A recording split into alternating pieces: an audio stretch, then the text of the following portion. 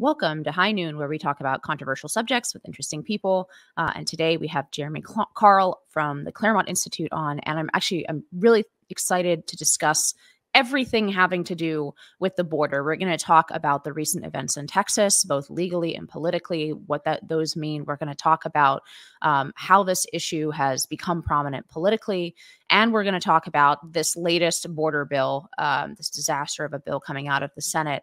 And we're just going to talk all things border, and I hope that it'll be an informative episode for people, because I know that, especially for me, like this required going back through old Supreme Court cases. This required like a lot of actual and sort of reminding myself of a lot of the structure around immigration. And I know Jeremy, it's required a lot from him to find some of the provisions of this bill and tease them out. So I hope it'll be informative for everybody. But welcome, Jeremy Carl, to High Noon. Thanks so much for having me, and it's a pleasure to be on. Great. So let's start. Let's actually kind of start backwards. Let's start with the most recent development, which is this bill coming out of the Senate. We had a lot of rumors about it swirling. There was immediate pushback from the GOP base that was felt directly through the way that the Speaker of the House said he declared it dead on arrival. But now, in the last 24 hours, we actually have the text of this bill. So what are some of the provisions in here? Do you think the backlash was warranted ahead of time, or was it based on some things that didn't end up being in the bill? Well, I think it's totally warranted. I mean, let's leave aside the sort of infamous 5,000 per day kind of number that's been tossed around. I know, by the way, that doesn't necessarily include minors, and people from some countries that are pretty significant are excluded. But if you get in, the more you kind of look into this, the more even the few good provisions sort of have an out where the president or secretary can kind of say, oh, well, but, the emergency, I'm declaring an emergency and I'm going to let all these people in anyway. Or it does kind of really sneaky things like that are kind of obscure unless you're a policy nerd, but are really significant, like moving border disputes from the Fifth Circuit, which is a pretty conservative circuit, where they would typically be judged, to everything moving to the liberal DC circuit in terms of how this law is going to be interpreted. So that would be kind of one thing. It appears, although it doesn't go out of its way, to kind of advertise this in 48-point type, to instantiate the Flores decision kind of as almost a matter of law. The Flores decision was a consent decree that was really dubiously originally put in about 30 years ago. And basically, to make a long story short, it's why we have kids in cages, because it essentially made it you had to treat children differently under the Flores consent decree, and because of that, you were sort of letting some people go and some others, and you inevitably split up families. So there's all sorts of bad stuff in here. I mean, Mike Lee has a list of 12 horribles. Maybe I should flag a few of those that are just limited duration on any of the sanctions. 2.3 billion for these NGOs that honestly, we should be prosecuting rather than these are kind of the resettlement NGOs, rather than giving them $2.3 billion. It extends catch and release. It makes work permits illegally available. It gives work permits to the kids of H-1Bs. There's not really any deportation requirements. And I think we talked about this a little bit on a previous podcast, but it is, I think you put it nicely, it really codifies a lot of the bad stuff that's going on under Biden already, in exchange for giving us a few crumbs at the table in terms of, oh, well, maybe we'll stop some of this other bad stuff. But it's just, you can't do a good deal with people who are negotiating in bad faith. The Biden administration has no interest in closing the border, and therefore it's just a mystery to me that we would ever sit down with these guys at all. What about that 5,000 person provision? So I read that the final version of this in the bill essentially allows the president to completely shut down the border once that threshold is reached. That threshold is about, I think I did back of the envelope, it's 1.8 million illegal migrants per year. So under a 4-year term of a presidency, you're talking about New York City, an entire New York City of migrants before the president is, quote unquote, supposed to shut down the border. Right. How does that mechanism work? And what, like, I guess, Yeah, and I have not how do gotten we expect deeply that into would that. even? Everybody's sort of fixated on that, and to me, I was more fixated on the kind of fine print things. That this was like the big thing that sort of jumped out at people. I do know that the lead Democratic negotiator on the bill, Senator Murphy from Connecticut, um, kind of went out of his way in his tweet thread about the bill to basically say the border stays open at all times. And in fact, when Lee and Cruz and some of the other folks and Ron Johnson were doing their press conference today, where they were talking about this bill, they had that tweet kind of from Murphy, kind of in bold 58 point type. So my understanding is that what happens after that is it doesn't really shut. It's just that everybody has to go through regular border crossings, and there's a sort of different process that gets in place. But it's bad any way you want to look at it, and whether whatever your interpretation of this is, because really that number should ultimately be zero. So, let's talk about the venue change. So this is an attempt to route a lot of any squabbles, and we'll get to, I think, the very important standoff in Texas between state power and federal power on the border. But part of this bill would route disagreements like that through the DC Circuit of Appeals rather than through the Fifth Circuit, or if they were, in a different state, right? It through the natural appellate court for that state. Right. A lot of the states that we bringing this are red states. Now, some of them, unfortunately, are stuck under the Ninth Circuit with California, but others of them have more friendly venues in which to bring those complaints to federal court. Why do you think this is in here? Do you think it's a direct response to what's going on in Texas? I wonder when this little provision was slid in. Yeah, I mean, that's a really interesting question. There's so many things that we don't know about this bill. Langford was just, look, this is a former camp director, basically, and he never done a big bipartisan negotiation. There's so much we don't know because this was opaque. Mike Lee, who's been one of the biggest critics of this Senate bill, kind of got on Twitter today and put out like a sort of nice thing, basically saying, oh, Langford's a really nice guy, and he just kind of got rolled here by McConnell. I mean, he said that in so many words. It would be fascinating to know who the real players behind this were. I think really kind of the big story almost to me before you even get into the provisions is why we were even sitting down and doing this at all. Not just because it's a bad faith negotiation, but because the way that this was sold to a grumbling but potentially accepting base at the beginning is we had a really good bill that passed the House called HR 2 that was going to crack down on a lot of asylum things. Basically, it is the legislative things that would improve the border.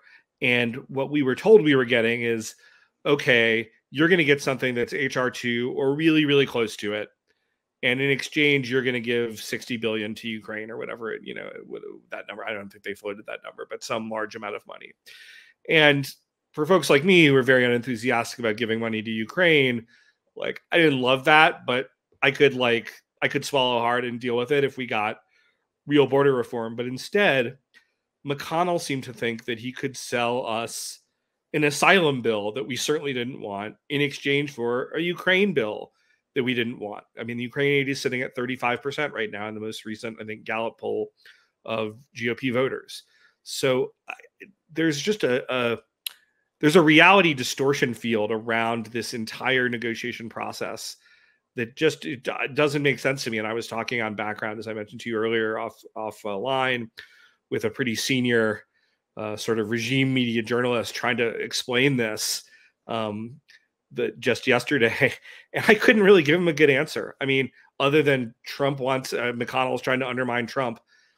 Maybe he is. Maybe it's just that simple. Certainly, he's done that effectively. But why anyone else in the GOP would go along for that ride it's a mystery to me. So, I mean, there's a lot of things that I think, even though it looks like we've put a stake in this heart of this vampire, there's a lot of kind of things around how we got here that we still need a lot more information on. Yeah, so let's talk about the politics then a bit. So the background of this, of course, is that Joe Biden doesn't actually need any additional authority to unwind the changes that he made to the Trump policy. That being said, to give the sort of moderate Republicans their due, right? Even under the Trump administration, there simply aren't current legislative tools to actually close the border. There is more money for Border Patrol necessary that's in this bill. There are revisions to the asylum law that are necessary. Some vague, backwards type of thing, reform is being made in this bill, right? But there are legislative changes that have to be made if one was really, attempting to functionally stem the tide across the border. But what is obvious, because it's in just in the last few years, we've seen the change that it makes between an administration that is trying to stem illegal activity on the border and using all of the tools that administration has, even if there are still some legislative limitations to that, versus an administration under Biden which has had absolutely no interest, right? In fact, is actively suing to open the border, going down there, cutting razor wire that the state of Texas, right, is putting up. Very clearly has no interest in preventing any substantial number of the migrants who are crossing the border. And we've seen the world respond to that. We've seen the massive uptick in people crossing the border because we've essentially invited them in. So why, I guess, you say you don't really understand why they would go into these negotiations. I think they do think that they're getting a kind of quote unquote comprehensive immigration reform. And I think the reason it seems so out of touch to that reality, I like that phrase you used, reality distortion field around this, is there really isn't the sense of how big a crisis this has become. But even when people acknowledge that it's a crisis right now, they don't seem to understand that this is an issue that has been at crisis levels for border states and for the Republican base for decades. And so a kind of blessing of the currently bad situation is not an acceptable solution to people who have been complaining about this for decades, not just since migrants were sent to New York City. Right. And I think part of it, and I kind of like the way you sort of bifurcated it, because I think it's important. I mean, our communication strategy, partially because of this crazy bill, continues to be wrong, because first we put this out, and then the people who wanted to kill it but realized that it was a little bit of a problem because we had McConnell seemingly behind it, we're sort of saying, we don't actually need any legislation. We just need Biden to rescind his executive orders. And even folks like Stephen Miller, who's kind of like almost a gold standard on this, I think but I think he's on these issues, but he's pushed this, I think, a little bit too hard, in that it is absolutely true that if Biden wanted to shut the border, he could simply do what I think Stephen Miller said was the one sentence EO that says all of Trump's border policies are reinstated. He could do that. And then if he were actually trying to shut the border, as opposed to fighting against shutting the border as he did under Trump, you'd get illegal immigration down to lower than we had it even under Trump. That would take it away from being a huge crisis. And so far, so good. That is the part that's right, that says that the level of crisis we're seeing now does not require legislation to ameliorate. But we still want to get that number much closer to zero. And that's where I think we failed in our communications, because we do actually still need legislation that actually will close the border, that will make these incredibly dubious asylum claims essentially much, much harder to do, et cetera, et cetera. And even some of that kind of snuck in a backhanded way to this bill. But HR 2 was a much better bill to do that. So it's really, to get it away from a huge crisis mode, we need to just have Biden go back to doing what Trump's doing. But then on top of that, if we really want to get control of the border, we've got to do something like HR 2. And then ultimately, I think we need to withdraw from these asylum conventions and stop having our border ultimately justiciable by some of these dubious treaties that have long since outlived their usefulness, that made sense in the Cold War and World War II, but don't really make sense today. Yeah, I mean, so it seems like it's been very it's been intractable in a way that really does demonstrate the fact that there aren't, until quite recently, there really haven't been, and arguably not now, really haven't been two sides to this question, right? There was a political class agreement, right, where Republicans wanted, economic migration because they thought it was good for the economy. And it was definitely good for the corporations, which at that time they had a much closer relationship with, which I don't even think is necessarily illegitimate. I mean, the left has always had a very close relationship with labor, with a capital L. The right has had a close relationship politically with corporations and big business. Sometimes that's good, sometimes it's bad. It depends. What's good for business is not always good for the country, nor is it usually bad for the country. So I think it is very era dependent, in my opinion, about how positive or negative for the country that relationship has been. But regardless of what you think about that relationship, it's definitely different between the Republican Party today than it was 10 years ago, 20 years ago, Sure. where you did have this very strong consensus, completely not shared by the American people in poll after poll, in long-term poll after long-term poll that, tracks sentiment across decades, right? We tend to be the most reliable kind of polling, where it's not just a snap poll about an election.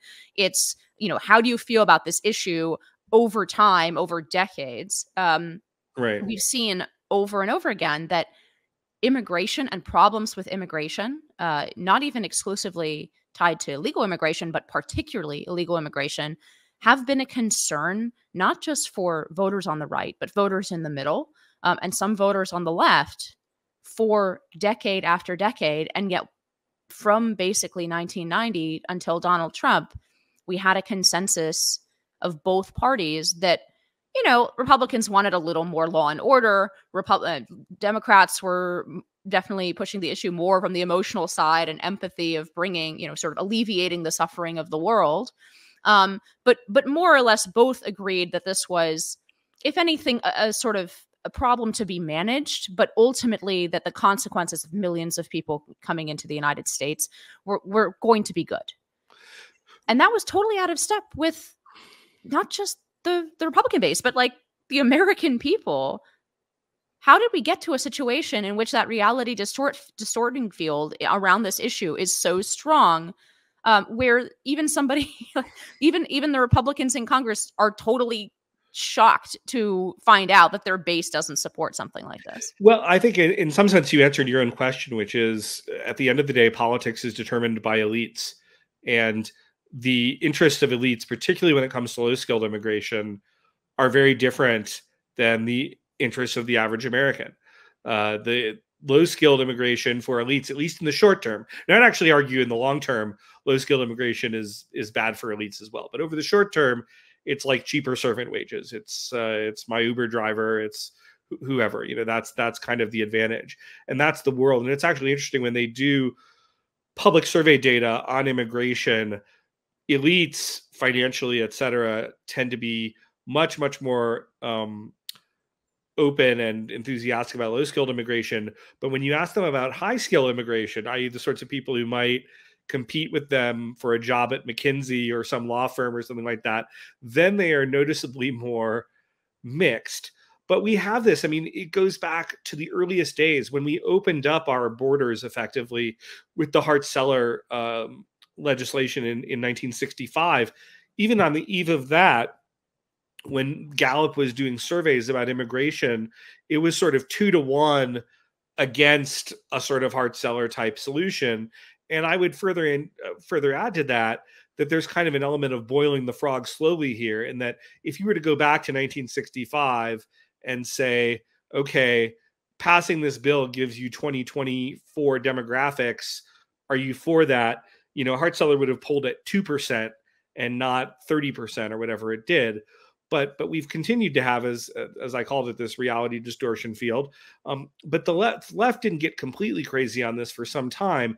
If you go back to the Jordan Commission, which was a 1990s bipartisan immigration commission set up by President Clinton and chaired by Barbara Jordan, the liberal, lesbian, African-American Democrat who was kind of an icon of the left, they had all sorts of recommendations in what we should do for immigration that my friends at the Center for Immigration Studies, which are kind of probably the most prominent right-wing immigration think tank in the United States, they're like, we love the Jordan Commission. So it's really one of these things where we've had, as the left political scientists like to say, we've had asymmetric polarization. So the right has kind of maintained some degree of steadiness on this issue, and if anything, they've liberalized from the 1960s. But the left has just gone completely off the deep end. No borders, no countries. It's all John Lennon's Imagine song, and this is a crazy way to run America. Yeah, I mean, it's certainly true that even as recently as like 2012, right? You have Bernie Sanders accusing Sure. open borders as a Koch brothers policy, right? Right. By which he meant a libertarian right policy. Right. And there used to be much more strong critique. Joe Biden himself was, of course, in favor of strong enforcement. There are kind of two parallel views here. What you can easily imagine, and I think there are a large chunk of Americans in that camp, people who would be okay with relatively large scale immigration if it were more orderly. So in other words, there's the law and order aspect of the border disaster. And then there is a fairly large, a much larger, let's say this, much larger than their political representation section of the American public that really would like to see a slowdown or a pause total, even on legal immigration, because they think that this is an unsustainable, like a culturally unsustainable level of immigration. And that's a view that's given almost no political representation in our system. I mean, I know because I have that view and have expressed it, and I know how little representation it has. Although it has more. It's not a small view. I mean, I'm not sure that I'm in agreement with that view, but it's not like a unusual view in terms of the polling. Like there's pretty strong support. What is it? It's like 80% of Americans either think the current level of legal immigration is just right or too high, right? Almost nobody thinks that it's too low. In any case, there is also this new strain, and I think where you're putting your finger on where the where the left got really crazy on this, is this strain, and people say it quite openly now. They really do believe that in the same way that in the domestic context, people who are have power, have wealth, they've acquired it illegitimately by discriminating against and taking the wealth from people domestically. They believe that on a global scale as well. They believe that the fact that that Americans represent 4% of the world's population, and yet, whatever it is, 26 or 30% of the world's wealth, like we could have only acquired that wealth through injustice and theft. And therefore we sort of owe it to the world to redistribute the blessings of being born in America. And I do think that's probably responsible for this particular radicalization of the left on that issue. Well, it's interesting you mentioned that, because in my book that I have coming out in April, which you can order on Amazon if you're interested, but I kind of look at a broader set of issues, of which one is immigration, but around this. And I argue effectively that wealth redistribution through reparations, through all sorts of other things, is really the fundamental straw that stirs the drink for lots of these policies. Because you have to look at why is this all happening? It's not Athena springing fully armored out of Zeus's head just unexpectedly. I mean, there's sort of justifications for why this is there. There are political actors who are benefiting. And ultimately, I think that all of this policy is, at the end of the day, not all of it, but a lot of it is ultimately setting up a justification for wealth expropriation of various types in various ways and in various levels of overtness, depending on what the demographics of the country or a region or a state or a city are at any given time. And it's sort of a thing where, as the science fiction writer William Gibson said, the future is already here. It's just not evenly distributed. So I think a lot of the really bad things that we're going to see as the result of immigration policy in the U.S., they're already here, but they're just not evenly distributed. Where I am in Montana, we have less problems. I think if you're back where we've both spent some time in the Bay Area of California, or in Los Angeles or a place like that, or New York City, where you are now, you see a lot of these problems a little bit more front and centered. Well, there is this, if I were giving out awards for political gambit of the year, right? You can see the highs and lows of Republican, just purely politically, of Republicans on this issue. I think the high being, I don't know that I've ever seen a more effective shift on this issue of immigration in the whatever time that I've been spending paying attention at all to political issues than the shift that has been produced by sending migrants to blue centers and blue cities. It's been unbelievably effective because this is something that you can ignore. As you say, it's unevenly distributed. You can ignore if it's not in your backyard. And maybe your priors are more liberal on this issue, right? Maybe like in theory, you're totally fine with untrammeled immigration into the United States. Yeah. You're not worried about the political consequences. Perhaps you're a Democrat. But everybody now sees the problems, both the crime problems, the cultural problems, just the sheer resource problems, right? We had recently in New York City a school that had to go all remote because they put migrants in the school. They were just basically housing them in the school building. And as horrible as that is, like, you can understand why that happened, because where do you put these people? And New York, unlike, fortunately, New York, unlike Washington, D.C. and San Francisco and many other blue cities, does not allow camping on the street. So, like, where are these people going to go, right? There's a limited number, like, social services available for these people, and there's simply too many of them. Yeah. But of course, that's been the case for Laredo, Texas, for decades, right? And these are all the same people who are pointing the fingers at Texans and Arizonans and everyone complaining about the border crisis and saying the only reason you could have to object to this is you just don't like brown people, right? Like, you're a racist. And now I do think it's been very successful. And now it's self-perpetuating because migrants at the border have heard about the cushy deal that you get in New York City and being put up in the Roosevelt Hotel. And they're saying on the border, when they get their free flight anywhere, and they're, hey, in New York City, you get a prepaid credit card, you get somewhere to sleep, you get food, go to Roosevelt Hotel in Manhattan. And so it's self-perpetuating now, where blue cities are actually feeling the consequences of the sanctuary policies. I think it's just been enormously politically successful. Yeah, I mean, even for me, I've been pushing for this for years, but I would have never dreamed that it would have been so politically successful as it was. I mean, I sort of felt like they would kind of figure out a way, especially in a city like New York, which is huge and has tons of resources, they'd sort of figure out a way to handle the surge better. But in fact, it's been totally incapacitating. And as you note, in Laredo, in Eagle Pass, in California border communities, whatever, this sort of thing has been going on for decades, but nobody really cares. I mean, that's the bottom line, is elites don't live in those places. And so nobody really cares. I mean, I care because they're Americans, but the reality is the people who are making policy in our government don't really care about those people down in Laredo. And so you wind up in the sorts of situations you have. And that's why I actually thought the best version of that, which was also simultaneously the one that absolutely made the left freak out the most, was when Ron DeSantis flew the folks to Martha's Vineyard. And I actually think we ought to be doubling down on that, because even in New York, if you're at the kind of elite level, or San Francisco, you can kind of buy your way out of contact with the reality you're creating. But if you go to their little vacation communities and you go bring them to the Hamptons, and you bring them to Martha's Vineyard, and you bring them to Malibu, and you say, hey, guess what? Other Americans are dealing with that. And you're talking all the time about how much you love, to be a sanctuary city, et cetera. Now you're going to deal with some of it. I think you have to give the liberals absolutely nowhere to hide on this issue.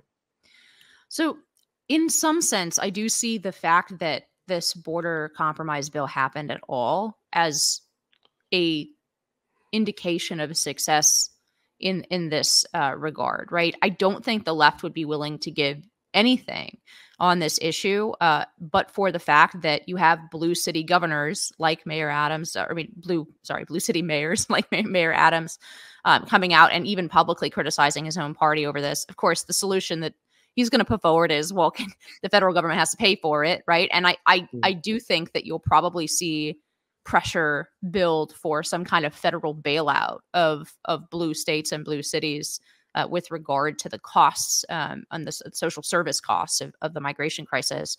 But the fact that we're talking about it at all is both a function of the level of crisis at the border, but I think also a function of this successful political gambit to actually make the effects of that crisis felt in a more, if it left everything, in a more evenly distributed way across the United States.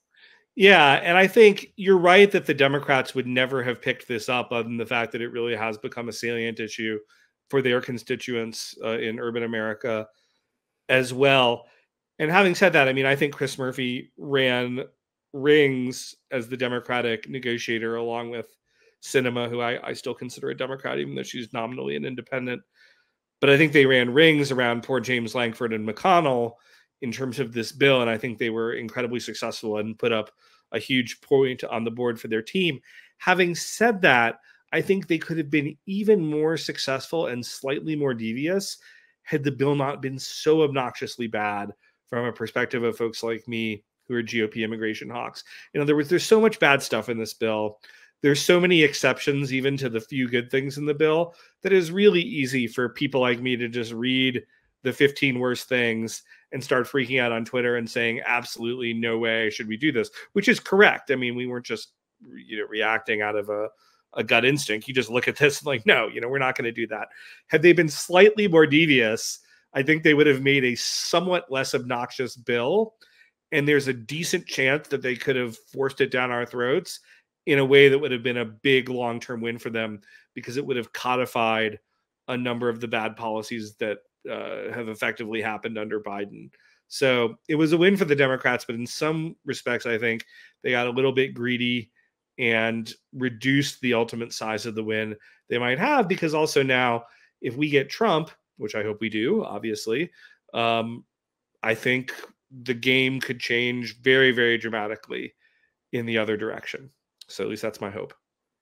Yeah, I mean, I think the key phrase in what you just said is people like me. So I actually think this has been a very successful political move for the Democratic Party, because this issue has been so cleverly distributed so that it actually hurts blue constituencies as well as red ones.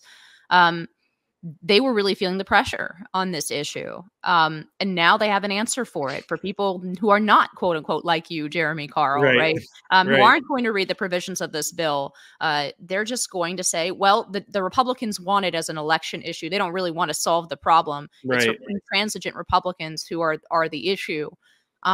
And I think there's going to probably be, sadly, I think there's probably going to be a lot of people that buy that. I think it's going to buy them a little breathing room on this issue that they had not had if the Republicans had just refused to negotiate with them. Right. And that's why I think ultimately this has to be a career-ending move for Mitch McConnell in terms of his leadership of the caucus, because it was so obvious this freight train was running toward us. Several weeks back, I actually was with a United States senator, spent some time talking to him about this bill.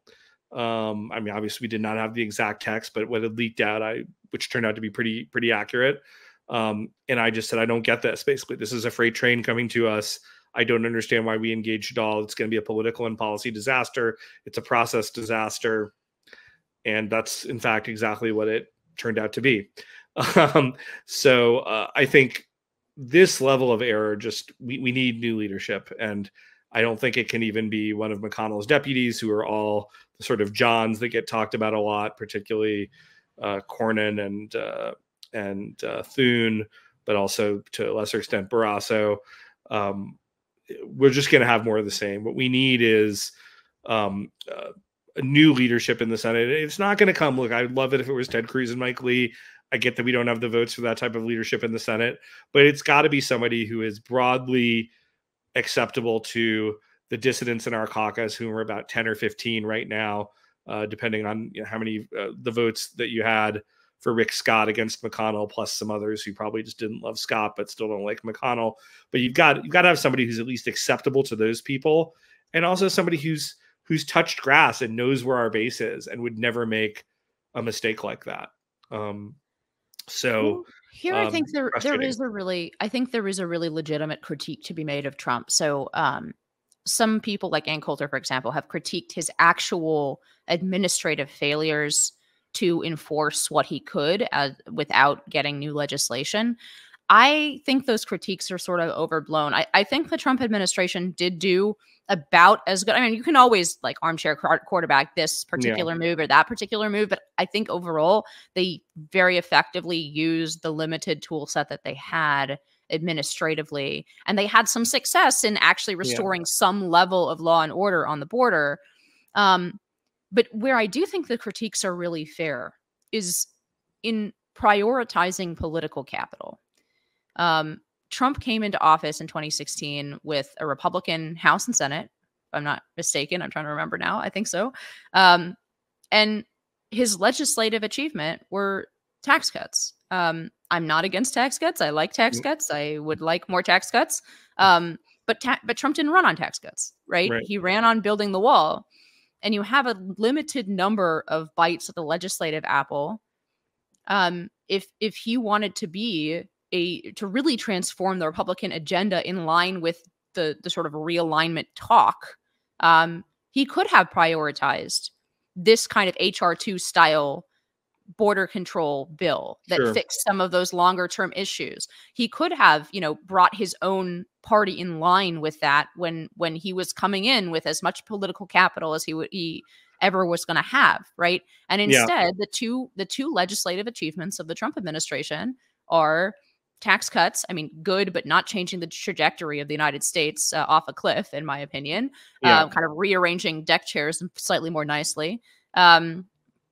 And then the second one, of course, is a criminal justice reform bill that I actively opposed. And I think the mood on crime is very, very different than it was then. But I think that the First Step Act, it was, it's not responsible for the wave of crime. It has much more to do with local municipality decisions, DAs refusing to enforce the law. Like it does have to do more with blue states and blue cities than it does with the First Step Act. That being said, it betrays an impulse that is totally wrong to my mind. And I know I'm in disagreement and have been for a decade in disagreement with some folks that I otherwise tend to agree with a lot on this stuff, on criminal justice reform. But in any case, like those were the two things that the Trump administration prioritized legislatively. And I think there is a real critique to be made. He came into office. This was like the core Trump promise, right? There was Make America Great Again. And the way we're going to do that is build a big, beautiful wall. And make Mexico pay for it. And I wouldn't have complained if Mexico didn't pay for it. Okay. But he didn't do that. And he didn't prioritize that in terms of his legislative achievements. I think that's very accurate in all respects. And I, by the way, completely agree with you on the criminal justice reform bill. I think that administratively, and I know fair number of the details that went into that and a lot of the personnel involved, I think you can always Monday morning quarterback it, but they really did a lot of good things given what they had to do. And certainly they made some mistakes, but they were certainly trying as hard as they could to move things in the right direction. Legislatively, I think it's totally fair to make that critique that we were not ready, that we wasted our political capital, that we had to spend there, that we did not build the wall. And I think you've probably made this point more broadly, and I certainly agree with this point myself. The Democrats in general are great at spending political capital, even though they understand that means they may lose a lot of seats in the short term, but you get a big long-term win. Obamacare is the kind of classic example of this to me on the Democratic side, where they took a huge hit, and guess what? Obamacare ain't going anywhere, right? So to me, that's a good trade. The Republicans are instead consistently engaged in this kind of kabuki theater, fake politics, where we don't actually win. And I remember saying this when the kind of Roe v. Wade overturning went down. We were like the dog who caught the car, and we were so unprepared to actually win on an issue of substance that we didn't have any of our step 2 and 3 planned about, okay, well, now you've got this open legislative environment. How do you make sure that what you're doing is politically smart and sustainable? And we were just caught completely flat-footed by the Democrats. And I think that's the same thing. You're without wandering too much afield from our subject, you're seeing that same thing with immigration, where we're caught flat-footed. I'm hopeful things will actually be better in a Trump 2 term, because I think if we actually do get Trump too, the system will have been thrown so far back on its heels, and Trump, not having to worry about re-election, will be willing to be much more aggressive and with a much more experienced team that he'll have, that we might actually get some much more dramatic changes. But for the first term, we definitely had some lost opportunities. It would be, well, first, to close this current political subject, I always like to quote Rachel Bovard, who's been on this podcast and a friend of mine, sure of yours too. And I think she described it about as well as I have ever heard anyone describe it, which is, political power is not a trophy to be polished on a shelf. Political capital is meant to be used, and sometimes it really does seem with the Republican establishment that they win elections to win elections. Like they win elections to maintain power, but they don't actually use the power that they're granted by elections. That's not the purpose of political power. It's to be used. And yes, sometimes you are, maybe there's a backlash against something that you do, and maybe you get thrown out, but at least you accomplish something during your term in power, where it seems like this very sort of depressing and not very useful cycle of just winning elections to maintain power in order to win more elections in order to maintain power. And that's not the right way that I realize this sounds very quaint, but a representative democracy should function. No.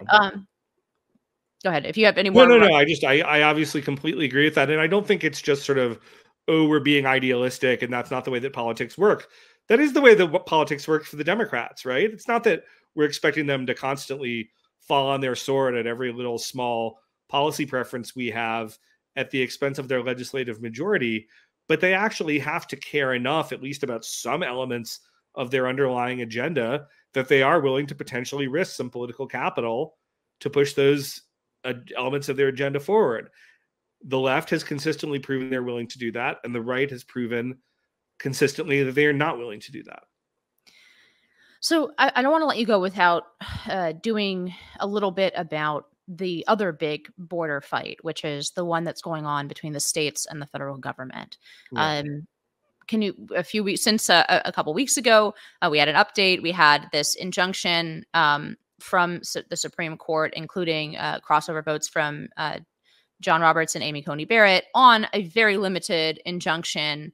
Could be for a lot of reasons. I think you and I maybe disagree a little bit about the sort of import of that injunction, but slapping down an injunction from the Fifth Circuit that would have required the Biden administration not to cut razor wire on the Texas border, which is, by the way, on private property. Then we had this response from Governor Abbott saying, full steam ahead, making two constitutional arguments, one about the meaning of the word invasion and the states having independent power to repel an invasion, and two, pointing to a Scalia dissent in Arizona against the United States, saying that the states still have concurrent sovereignty, and that a key element of sovereignty of the states that they still retain in the constitutional compact, right, is to expel people who are not legally supposed to be there. And so there's these two constitutional arguments. He essentially says we're staying the course. There's this explosion in the media, which really deeply mischaracterizes legally what's going on as a defiance of a Supreme Court order. There's no part of the Supreme Court order. There's no legal order against Texas. They can continue to put as much razor wire up as they would like. The only injunction, the only difference legally is that the federal government, the Biden administration, is not permitted from clipping it when the Border Patrol decides it wants to go through. Right. So that's the current state of things. But then you had all these states come in, I think 25 at last count. How many? It's a lot. It's almost all the red states. 25. I think it was even New Hampshire and some of the places you might have thought with Republican governors might have been a little squishy. I think everybody came in. Yeah. So Youngkin in Virginia. So even like moderate Republican states, all coming in and supporting Texas in this, allowing and permitting, some of them saying that they will be sending National Guard troops to the border to help Texas in its effort to enforce its national border, its state border along the national border, I should say. Yeah. So first of all, like, where do you think this is headed? I mean, we seem to have like some real pushback from the states, some real small f federalist pushback.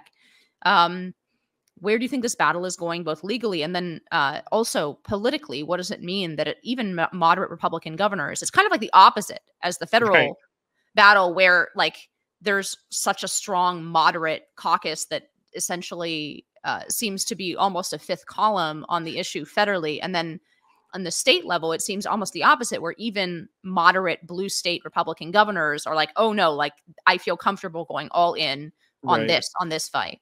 Right. Well, I think there's a couple things going on, and one is you touched on the mischaracterization of the legal arguments, and I would say almost that it's a little bit of when the facts and the legend conflict, print the legend, and I think the legend here is actually more important than the underlying facts. People are excited, and I think it tells us something more about our political moment. There's so many people on the right who are excited because they thought that we were defying a Supreme Court order. I think it tells you a lot about where we are. I think it also tells you a lot about where we are politically on this issue, that having gotten permission, Biden did not decide to go in immediately with the feds and start cutting the razor wire, which he could have done. So that tells you something. I think this thing going on with Abbott, I think part of the thing that helped bring on these moderate governors is that Abbott himself is like fairly moderate. I mean, I don't want to sandbag him too much, but certainly by Texas standards, he's not on the conservative wing of the party. But I'm almost seeing a little bit with him and his increasing pronouncements, this kind of thing where, and I'm not saying that he's going to get there, just the potential is there. A hero is sort of plucked from his own workadayness and begins to transcend who he was. And then I think Abbott's this guy who's always been, sort of a moderate, solid business conservative, kind of doing his thing. He's never been loved by conservatives in Texas or immigration patriots. I mean, he's not like a Romney figure where he's an actual lib or anything like that, but he's not a guy who's going to push the envelope like Ken Paxton or somebody like that down in Texas. I think the incredible response that he got, where suddenly he became the hero of the conservative movement for doing this, seemed to sort of invigorate him. And he kept pushing. And all of a sudden, he's this popular symbol of resistance to federal power. Again, even if you and I know sort of the technical details of this may not kind of quite be how it's playing out in the media. And I'm going to be very interested. I would be surprised to see Abbott totally fold on this fight, given the acclamation that he has. I think he will push this as far as he can. And for people like me who feel like some instability needs to be injected into the system because the stable system is so corrupt, I think it's a great thing. I'm incredibly optimistic about where we are on the border vis-a-vis Texas. I hope we have these conflicts, and I'm not actually even totally. I think you've expressed a great deal of confidence in previous conversations that,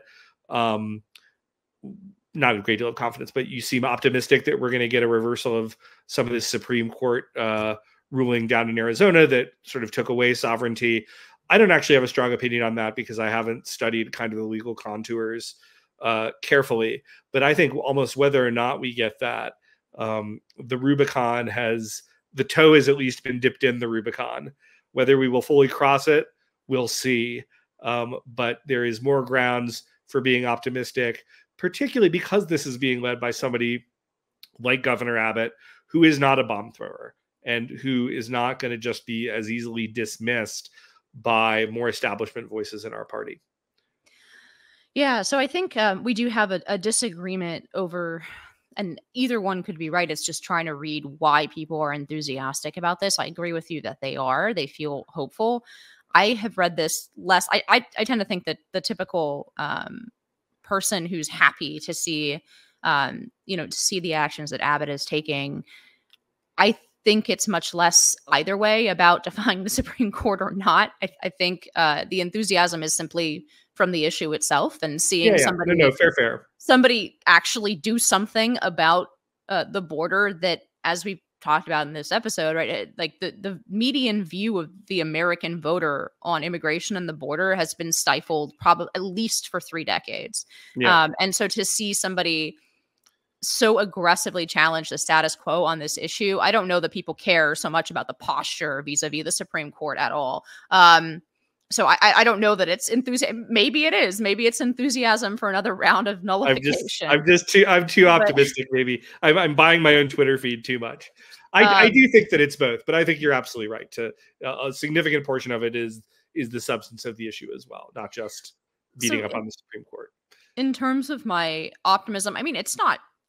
I'm not by any means certain that this is going to go our way legally, but I think there's a good reason to hope that this case that does substantially limit the states. So if people remember, if you're old enough to remember way back in 2012, I know I have a lot of Zoomer listeners. So if you were out of middle school in 2012, there was this series of laws in Arizona, the most famous of which was SB 1070, which basically created a concurrent enforcement mechanism for illegal aliens in Arizona. So some of it was money to certain like border barriers and stuff, sort of similar to the way that Texas has been.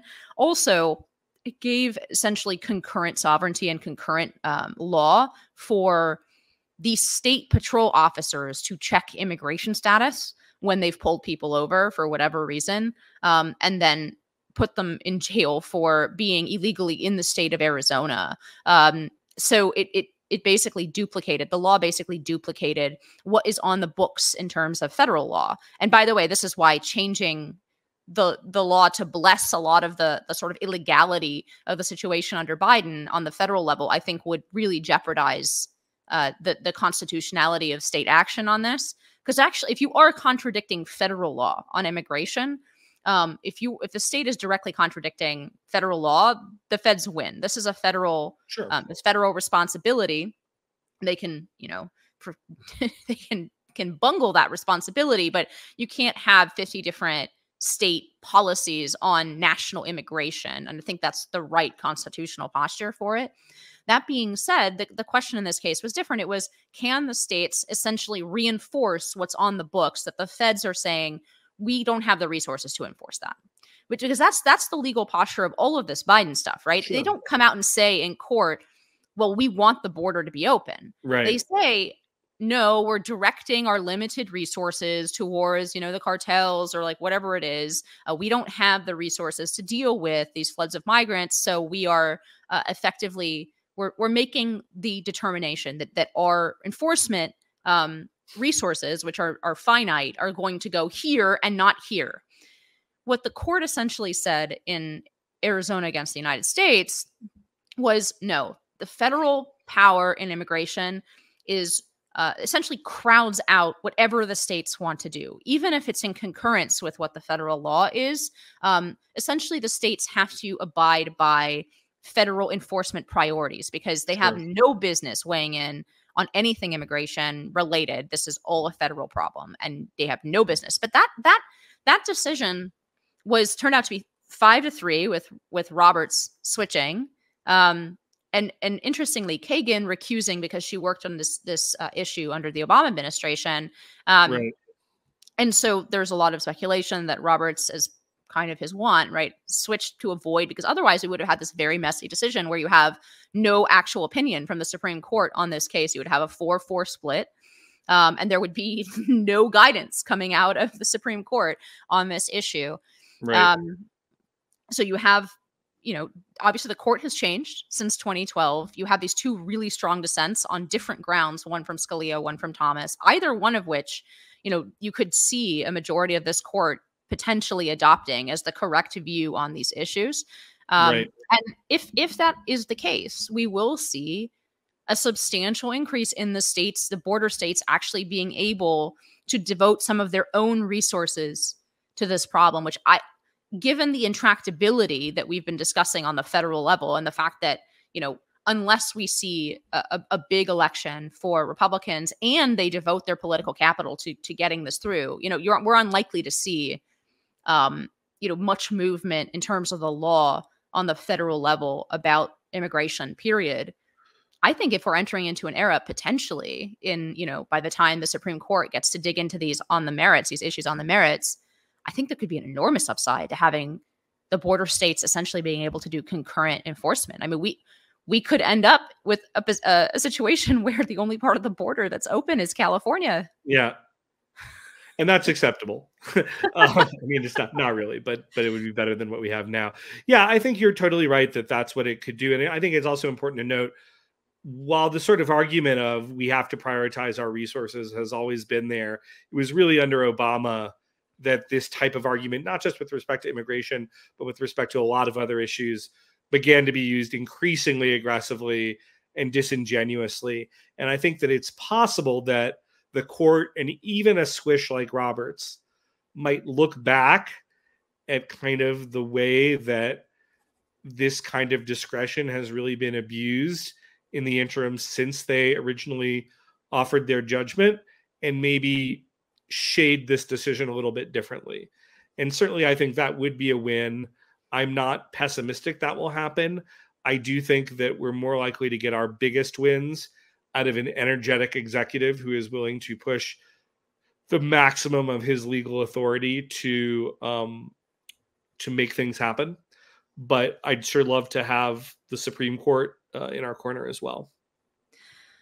I guess to wrap up, are we reaching a new immigration consensus? Because if we take the long view on this, I would say that the period from HW, even let's include Reagan in this, actually. So like Reagan through Trump, both Republican and Democratic administrations and the Republican and Democratic Party on this issue over time. I think that is sort of a definable era that starts to wobble with Trump not only being elected, but elected on a platform that very directly addresses immigration in a way that previous Republican candidates had not.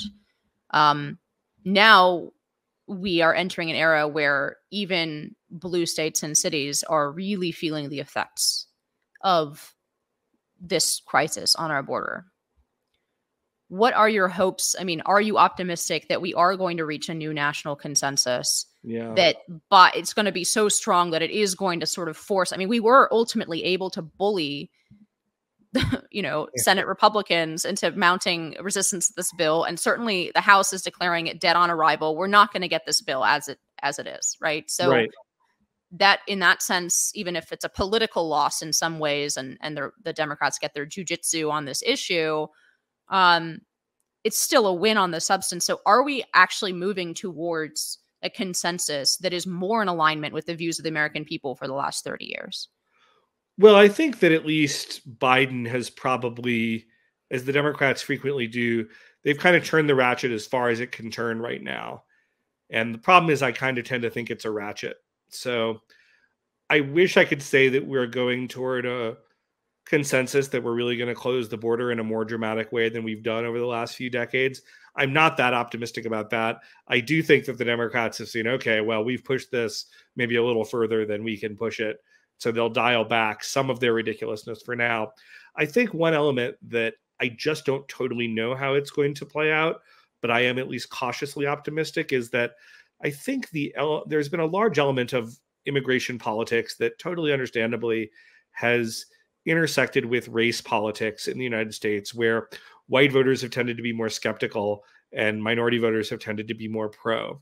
What I think you're seeing now, though, and especially as the immigration changes from less being from Latin America, as I think we're going to see, is a situation where you're seeing down in South Texas a bunch of, in a basically Spanish-speaking Hispanic culture, people pushing back quite aggressively against the border policies because they're, these illegals are coming in and competing with them for work. B, it's their communities. They're kind of having difficulty with this. And the ethnic political dimension of it is not as predominant as it was. And so I think potentially the fact that, say, Hispanics, who might tend to be more working class and therefore more tending to be hurt by this type of immigration, will no longer be a reliable constituency for this type of a policy, opens up some possible opportunities. I'm not saying that it will work that way. I could tell you a story that would be a different story that says, no, people just want to keep adding to their own group and we're just going to keep going on and on. But I do think that you're seeing signs in places like South Texas and among other non-white communities that are increasingly skeptical of where immigration is today, that we might have an interesting multiracial anti-open borders coalition that could develop. And that would obviously be a very positive thing on any number of vectors. So we'll just have to see how that plays out. And just one final question, Jeremy Carl, where can people order your book? What's the name of your book? And Sure. where can they find your work? So the book is called The Unprotected Class, and it is the story of how kind of anti-white discrimination and racism have risen in the United States over a period of several decades, and particularly recently. Obviously a controversial topic, but I've gotten some very kind pre-publication words from folks like Tucker Carlson and Victor Davis Hanson and Heather McDonald and the longest serving Republican member of the U.S. Commission on Civil Rights. So a number of good folks have found it. You can pre-order it at Amazon or Barnes & Noble or anywhere out there. It'll be out officially April 23rd. I'll be doing some tours and talks around the area around the country to talk a little bit more about it. And you'll see me on more podcasts, et cetera, as that kind of launch ramps up. And you can also, if you follow me on Twitter or X at Real Jeremy Carl, I'll be talking a lot about it there, and also on a soon to be launched Substack. So I've been sucked into that world as well. So thanks. And hopefully we'll be back on at some point to talk about that book in a little more detail once we've launched in later April. Absolutely. We'll have you back on to talk about that book when it comes out and people can buy it, but you can pre-order it now. And I think it's really going to be a controversial, but a very necessary discussion. So Jeremy Carl, thanks for coming on and explaining a lot of the politics of the border to us. Thanks so much, Inez. It's always a pleasure to be on. And thank you to our listeners. High Noon with Inez Stepman is a production of the Independent Women's Forum. As always, you can send comments and questions to inez.stepman@iwf.org. Please help us out by hitting the subscribe button and leaving us a comment or review on Apple Podcasts, Acast, Google Play, YouTube, or iwf.org. Be brave, and we'll see you next time on High Noon.